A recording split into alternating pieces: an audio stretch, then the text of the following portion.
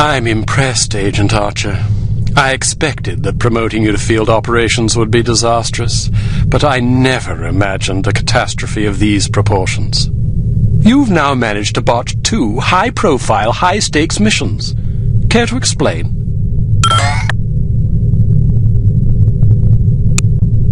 If you can master your animosity enough to address me in a civil tone, I'll attempt to explain in terms you might understand exactly how I believe we've arrived at this impasse, sir.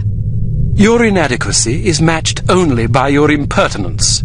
If you find my manners offensive, I suggest you find a line of work more suited to your delicate nature. Gardening, for example, or perhaps motherhood. This is getting us nowhere. Neither is she. I plan to submit a formal request to review her record for dismissal. You'll do nothing of the sort. Even if we had the luxury of discharging one of our last remaining operatives, which we don't, there are proper channels to consider. No agent of Unity has ever been relieved of duties without a formal, thorough inquest. Personally, while I admit that I'm concerned about the results we've seen thus far, I'm not convinced that Agent Archer is entirely to blame. Until I am convinced, we'll continue with our current plan of action. Thank you, sir. Don't thank me yet. It's quite probable that things will get worse before they get better. I don't see how that's possible. Did you get a look at your assailant? Aye, that I did. Did you recognize him? Sergeant Magnus Armstrong, born in Glasgow, Scotland, 1925. Frequently in trouble as a lad due to a penchant for fighting. By all accounts, he was a good-natured, likable young man. Never bullied anybody, only picked fights with boys that were game for a brawl. Got kicked out of several schools before his parents finally stuck him in a military academy. During the war, he served as a sapper in France and Germany, everything from mine removal to demolitions and sabotage. Earned himself quite a reputation for his reckless antics. The most popular legend had to do with a bridge he allegedly crippled with nothing but a shovel and a hand grenade. A German supply train did the rest. When it reached the weakened section of the bridge, the whole structure came crashing down. It's a shame this chap ended up on the wrong side of the law. To the best of our knowledge, he's never been involved in anything this big before. Most of his arrests since returning from the war have been related to public brawling. Any theories on why he didn't simply shoot you when he had the chance? I'll be sure to ask him when I bring him in. That's assuming you get the opportunity. She just might. We may have a lead. This morning, West German custom officials in Hamburg discovered several suspicious-looking chemical containers aboard a Finnish cargo freighter. Fortunately, these chaps decided to inform us rather than seizing the contraband outright, which gives us a chance to conduct a covert investigation. You believe this is the link to Dr. Schenker? It could well be. If so, given the specific chemicals found aboard the freighter, it's a fairly safe bet the kidnappers are not only aware of Dr. Schenker's research, but also determined to capitalize upon it.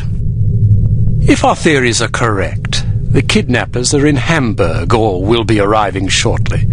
A good spy could find them. Fortunately, we're sending a good spy on this mission. You'll be working with him. A new partner?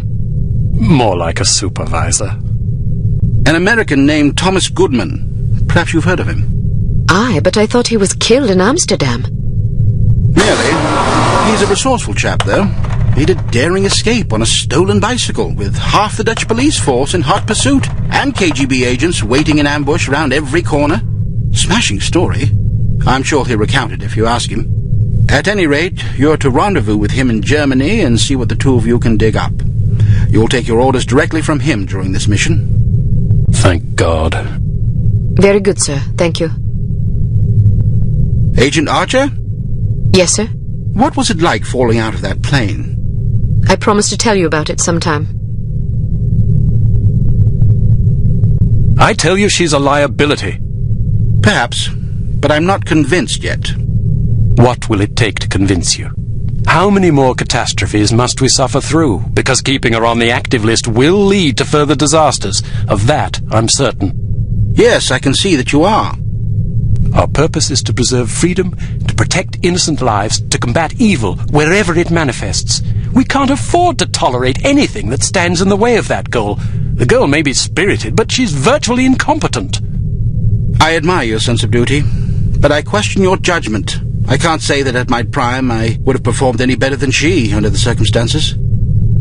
You're assuming her reports are entirely genuine. Personally, I wouldn't be at all surprised to learn that she'd coloured the facts. The bloody things read like adventure novels. So now you're indicting her credibility? Does that seem unreasonable? The girl was a thief, for goodness sakes. A little skepticism seems prudent. I'll take it under advisement. Look, it's not too late to pull her off the assignment.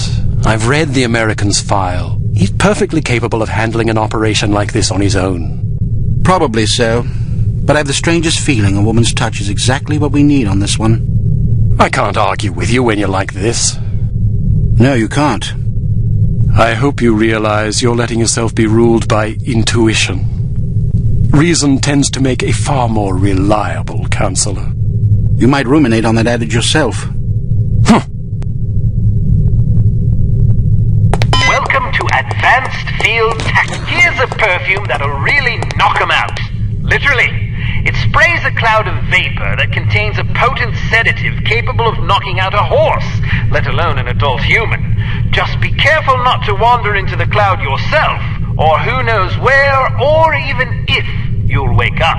Why don't you try it out on Leon here? He's been up for 32 hours straight working on a new prototype. The rest might do him some good.